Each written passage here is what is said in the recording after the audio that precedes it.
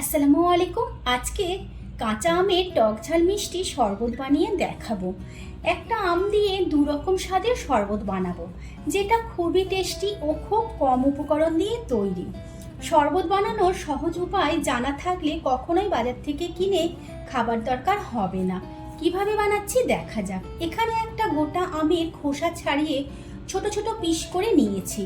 আমগুলো পানি দিয়ে ডুবিয়ে দিলাম। এখানে খুবই সামান্য পরিমাণে ধনে পাতা, কারি পাতা, পুদিনা পাতা আর পাতিলেবু নিয়েছি। টুকরো করা আম পানি দিয়ে ডুবিয়ে দেবার কারণ আমের যে কষ থাকে সেটা বেরিয়ে যাবে, তা না হলে শরবত বানানোর কয়েক ঘন্টা পর শরবত কালো হয়ে যায়। শরবত বানিয়ে বেশিক্ষণ রাখা যায় না। আমের টুকরোগুলো দুভাগ করে নিলাম। কিছুটা আম সেদ্ধ করে নেব। এর মধ্যে দিলাম কারি পাতা, পুদিনা পাতা আর কিছুটা নুন। পানি দিয়ে গ্যাসের মধ্যে সেদ্ধ হওয়ার জন্য বসিয়ে দিলাম। এদিকে বাকি আমের পিসগুলো মিক্সিতে ব্লেন্ড করে নেব।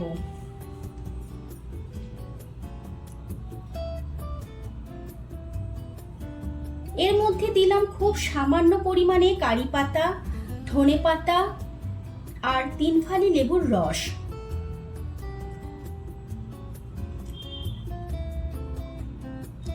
এবার এই কাঁচা লঙ্কা দিয়ে ব্লেন্ড করে নেব।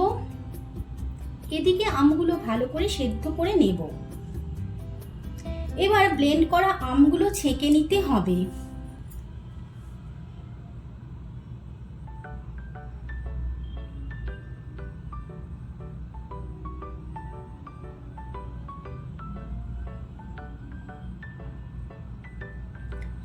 এর মধ্যে দিলাম 3 চামচ গুঁড়ো চিনি। শরবতের পরিমাণ অনুযায়ী চিনি কম বেশি করতে হবে।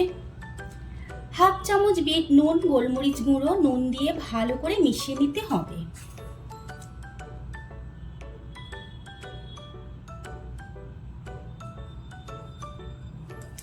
এবার আর একবার ঘন ছাঁকনি দিয়ে ছেঁকে নেব।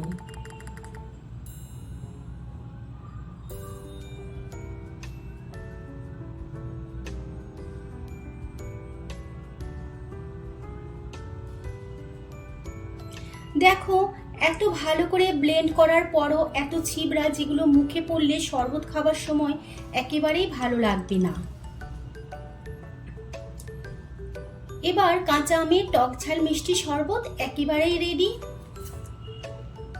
শরবতের রং একেবারেই কাঁচা আমের মতো সবুজ হয়েছে, আর এই শরবতের স্বাদও একেবারেই সবুজের মতো মনে শান্তি এনে দেয়।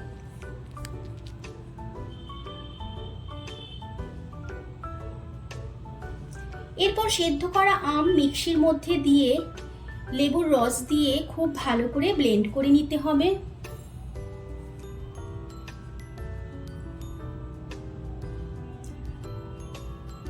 ব্লেন্ড করা আমগুলো এরপর ছাঁকনি দিয়ে খুব ভালো করে ছেঁকে নিতে হবে। দেখো, প্রত্যেকবারের মতো এখনো ছাঁকনির মধ্যে কতটা ছিবড়া আটকেছে, যেগুলো মুখের মধ্যে গেলে শরবত খেতে অস্বস্তি লাগবে। কাঁচা আম সেদ্ধ করার কারণে জুসের রং বদল হয়েছে, তোমরা দেখতেই পাচ্ছ আগের জুসের রং আর এই জুসের রঙের পার্থক্য।